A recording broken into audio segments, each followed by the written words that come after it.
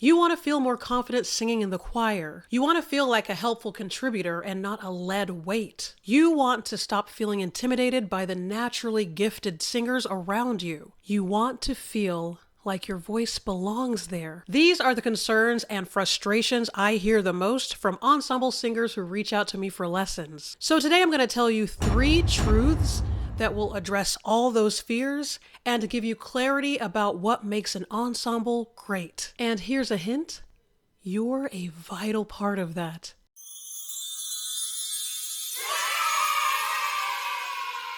Truth number 1.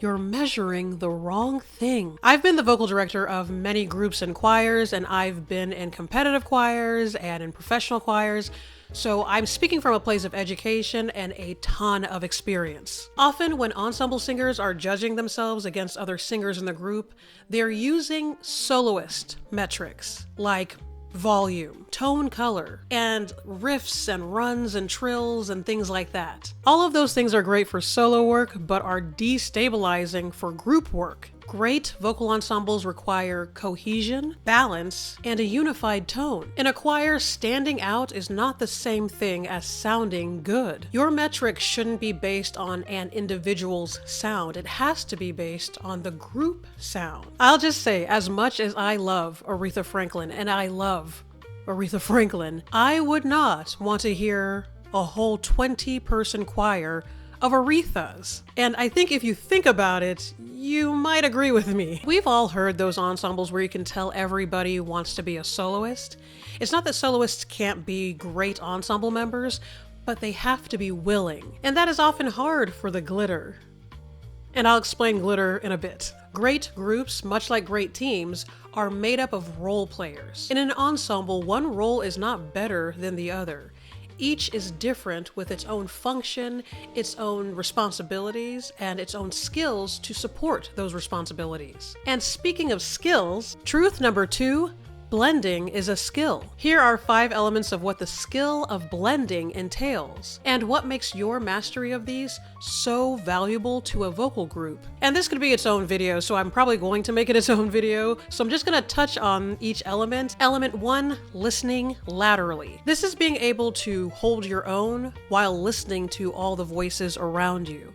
So even if this comes easily to you, it is still a great skill, and it doesn't come easily to everyone. Element number 2, matching vowels. Nothing, I mean nothing, makes or breaks a blend like vowel matching. So let's say the vowel we're all trying to match is AH, and I sing that ah. The person next to me sings it ah, and then the person across from us is singing aw. Mismatched vowels will make a choir sound incohesive, or give the illusion of dissonance or sounding out of tune, even if everyone's singing the same pitch, when it's really fighting tones and colors that create a frequency that sounds off or crunchy. Element number 3, matching tone weight. This is being able to match the weight of voices around you and the agreed tone overall. A really easy way to think of this is, imagine if one singer is singing in chest voice and another singer is singing in head voice. So for example, if I'm singing You Light Up My Life, if I'm singing it in my chest with a heavier weight, you light up my life, but then the person sitting next to me is singing You light up my life. Those are not weighted the same, which is going to throw off the balance of the vocals. So while it can sometimes feel like it's a volume thing, it truly is more a weight thing, making sure that we're all at least singing in a similar registration. Element number 4, dynamic control. Now here's where we're getting into volume. This is having the awareness as well as the vocal control to regulate your volume. Singing quietly takes more breath coordination and energy than singing loud. And often vocalists who don't have sufficient vocal control choose singing loud as it's much easier. And oftentimes they don't even know that's the reason. It takes a great deal of control and trust in your skill to sing quietly or to even sing at a medium volume and stay blended over a period of time. For example, and I will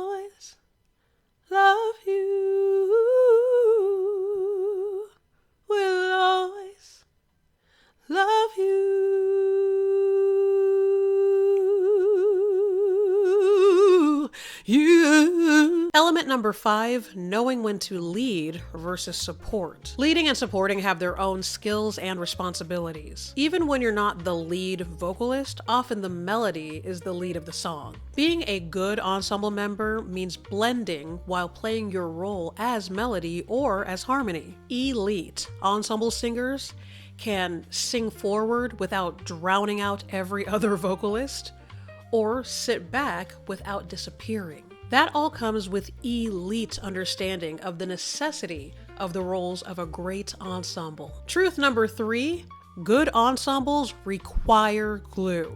All right, in the ensemble, you'll have both glitter and glue. Glitter are often the voices that stand out. They may have a unique tone, unique skills, or vocal agility that's out of this world, like great riffs and runs and things like that. Glue are the voices that offer stability to the group sound. They are the pitch center, which allows the glitter to run all over. They are the vocal cohesion, the unifier, and the support. Using a car analogy, again, I've used car analogies in a few videos. I guess I like cars. The glitter is the gorgeous paint job on a car, while the glue is the engine. And you need both to be premium grade to have a high value car. Every great ensemble needs glitter, but it runs on glue. The reality may be that no, you are not the strongest vocalist in the group or have the most riffs, but the truth is you are a vital part of a whole that needs your contribution to be whole and to be great. So when that thought comes that says, I don't belong here, what it's really revealing is that you haven't yet been shown how to function in this environment. You're still learning your role. Don't confuse that with not belonging, because that thought that says, I don't belong here is not discernment.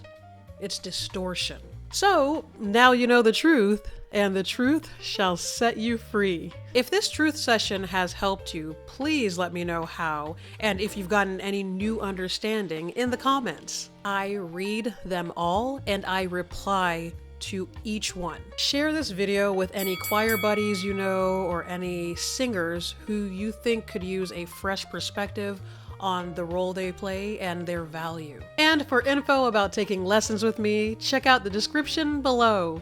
Alrighty, thank you so much for swinging by, and as always, happy singing!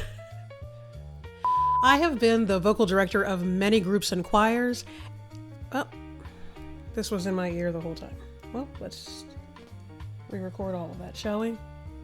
I had that in my ear the whole time. If you ask me to, if you